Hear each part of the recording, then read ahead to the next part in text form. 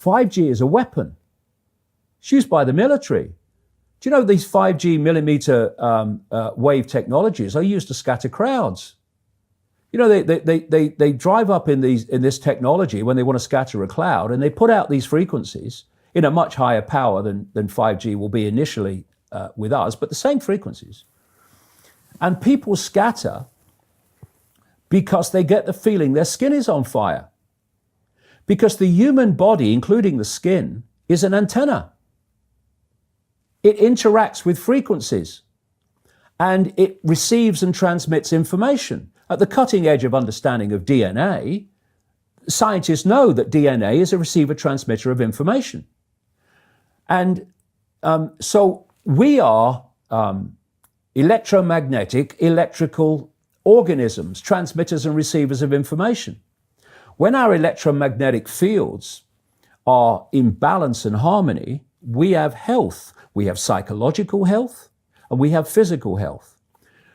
The reason that this technological society is causing so much psychological and quote, physical disease is because these frequencies, technologically driven, and we live in this Wi-Fi world now and all the phone masts and all the rest of it, these technologically generated frequencies are scrambling the balance of the human electromagnetic electrical communication systems.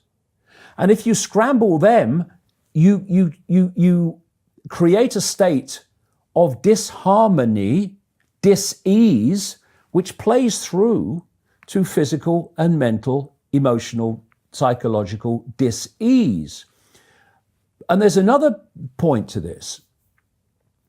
The brain processes information electrically. It communicates with the cellular structure electrically. And it operates within a certain band of frequency. If you can broadcast frequencies carrying information, this technology has long been known, carrying information and perceptions within the frequency that the brain decodes information, the brain will decode those frequencies and will have those perceptions. You can externally, even without connection to AI, although that's the piece de la resistance, if you like, that's the kind of holy grail.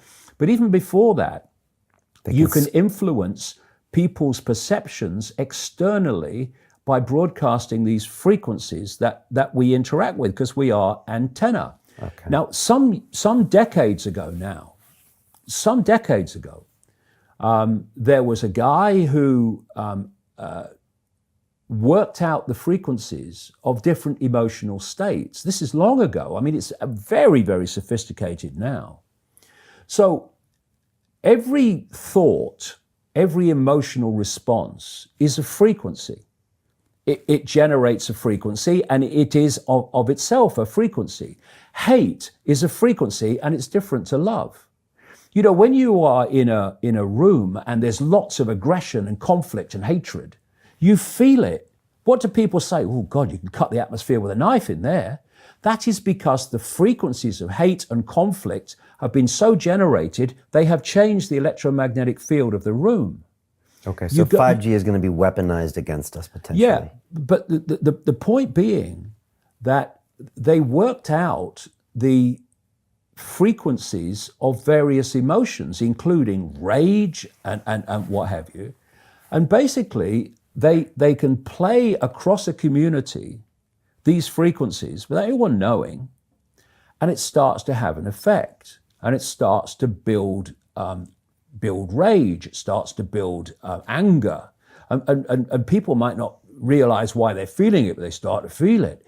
And then what they do is they trigger that with an event, maybe some guy is attacked by the police or something, or somebody's arrested for something they didn't commit, and now there's the trigger. The blue touch paper's been lit of this manufactured frequency-driven rage, and you have mass riots and what have you, and people do things that they wouldn't normally do. And you can make people depressed. You know, the American military, they've admitted this. They have technology that fires frequencies at the enemy that basically breaks the enemy's spirit, so they give up and put their weapons down. This is the technology we're dealing with. Now you take that into account and then you think of 5G. First of all, 5G doesn't travel well because of the nature of its frequency. So instead of big towers, as we have now, broadcasting these frequencies long distances, it won't do that. And it doesn't go through solid objects, what we call solid objects, very well either.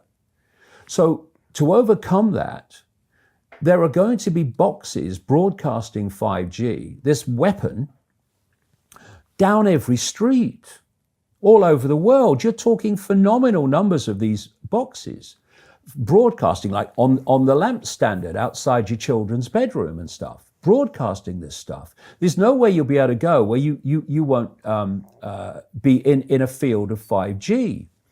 And another interesting thing, I don't know whether you've noticed this, but the story broke, first of all, in Sheffield, when the council started cutting down literally thousands and thousands and thousands of mature trees in urban streets.